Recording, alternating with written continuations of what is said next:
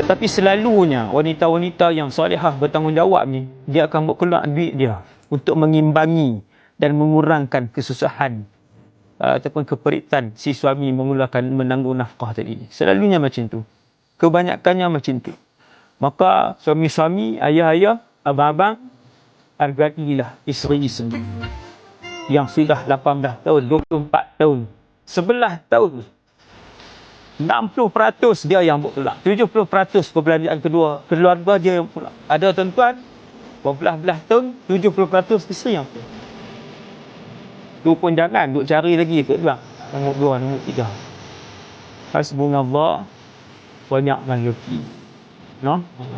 Kalaupun kaya si isteri tak sat, maka suami tetap wajib tolak nafkah. Kecuali isteri kata tak apa bang.